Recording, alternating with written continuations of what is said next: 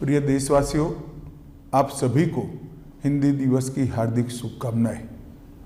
इस वर्ष का हिंदी दिन हम सब के लिए बहुत महत्वपूर्ण है क्योंकि 14 सितंबर 1949 को भारत की संविधान सभा ने हिंदी को संघ की राजभाषा के रूप में स्वीकार किया था।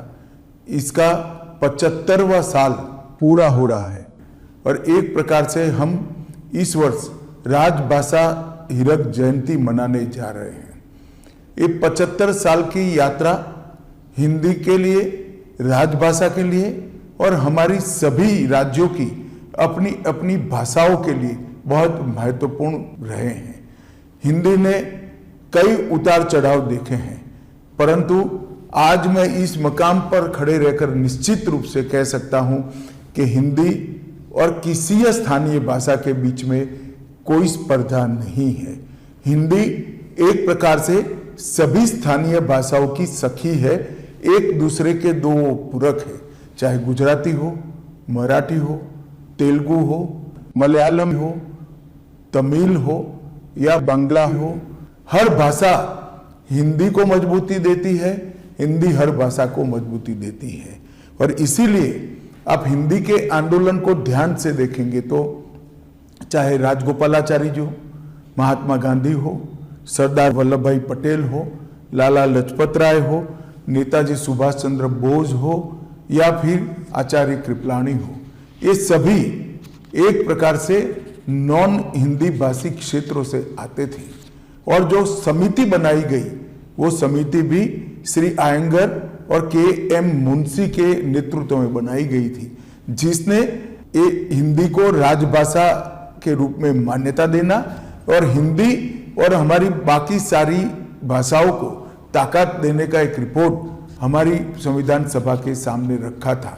वो दोनों नेता नॉन हिंदी भाषी क्षेत्र से आते हैं और विगत 10 साल में मोदी जी के नेतृत्व में हिंदी को और स्थानीय भाषाओं को मजबूत करने के लिए ढेर सारा काम हुआ है।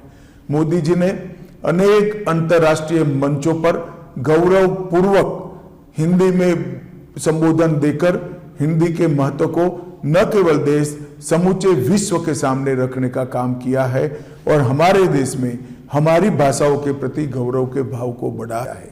ये 10 साल में हमने कई सारी स्थानीय भाषाओं को मजबूती देने के लिए बहुत प्रयास किया है। नई शिक्षा नीति में श्री मोदी जी ने प्राथमिक शिक्षा मातृभाषा में इसको एक महत्वपूर्ण स्थान देकर हमारी सभी भाषाओं को और हिंदी को एक नया जीवन देने का काम किया है। हमने ये 10 साल के अंदर कंठस्थ का टूल बनाया। हमने इस 10 साल के अंदर 4 रिपोर्ट सबमिट किए और हिंदी को सरकारी कामकाज में प्रमुखता से प्रस्तावित करने का काम हमने किया है। आने वाले दिनों में राजभाषा विभाग हिंदी से 8वीं अनुसूची की सभी भाषाओं में अनुवाद का भी एक पोर्टल लेकर आ रहा है, जिससे पत्र हो या भाषण, जिसका अनुवाद बहुत कम समय में आर्टिफिशियल इंटेलिजेंस का उपयोग करते हुए हम सभी भाषाओं में कर पाएंगे।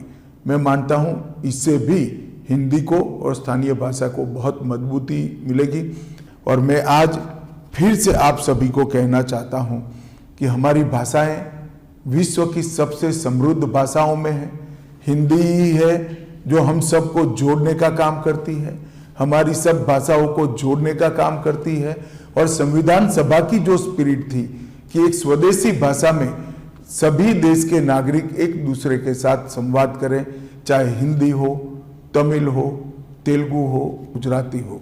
हिंदी को मजबूत करने से इस सभी भाषाओं में एक प्रकार का लचीलापन भी आएगा, समृद्धि भी आएगी और एक समाहितता के संस्कार के साथ सभी भाषाएं हमारे संस्कृति, इतिहास, साहित्य, व्याकरण और हमारे बच्चों के संस्कार को भी आगे बढ़ाएगी।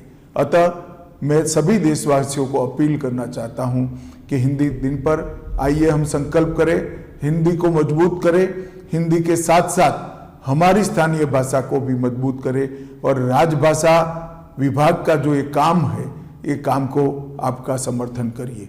फिर से एक बार आप सभी को हिंदी दिन की बहुत बहुत शुभकामनाएं।